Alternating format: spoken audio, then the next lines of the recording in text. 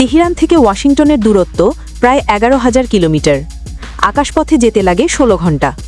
শোনা যাচ্ছে ইরান এমন এক মিসাইল তৈরি করেছে যেটি দিয়ে তেহরান থেকে সরাসরি যুক্তরাষ্ট্রের প্রাণকেন্দ্রে আঘাত হানা সম্ভব। ইরানের সম্ভাব্য প্রথমেই আন্তঃমহাদেশীয় ব্যালিস্টিক মিসাইল খোরামশাহার 5 নিয়ে শুরু হয়েছে তুমুল জল্পনা-কল্পনা।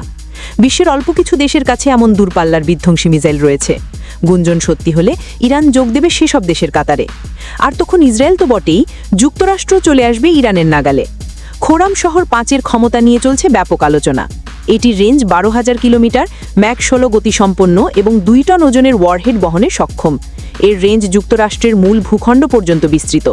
সাধারণত কোনো সামরিক সাফল্যের খবর ফলাও করে প্রচার করে ইরান, কিন্তু খোরাম শহর 5 নিয়ে দেশটির প্রতিরক্ষা মন্ত্রণালয় বা ইসলামী বিপ্লবী গার্ড কোর এখনও আনুষ্ঠানিকভাবে কিছু জানায়নি।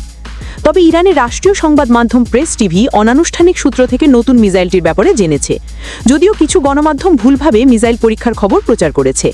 সেসব খবরে 2023 সালের খোরাম শহর 4 পরীক্ষার ভিডিও ব্যবহার করা হয়েছে।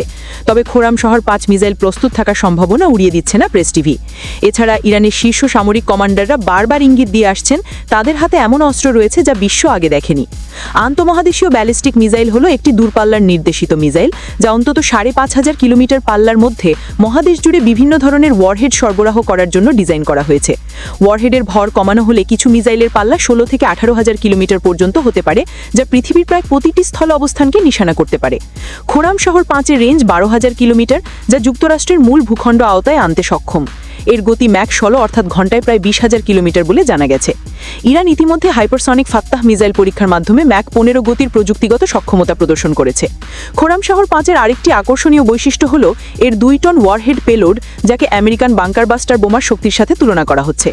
ইরানের প্রতিরক্ষা মন্ত্রী আজিজ নাসির জাদে গেল মাসে জানিয়েছিলেন একটি record breaking 2 ton warhead hypersonic গতিতে পরীক্ষা করা হয়েছে। তবে তিনি এই ওয়ারহেডগুলোকে আন্তঃমহাদেশীয় ব্যালিস্টিক মিসাইলের প্রসঙ্গে উল্লেখ করেননি, বরং বলেছিলেন যে এগুলো বিদ্যমান মাঝারি পাল্লার এবং মধ্যবর্তী পাল্লার ব্যালিস্টিক মিসাইলের জন্য ব্যবহার করা যেতে পারে।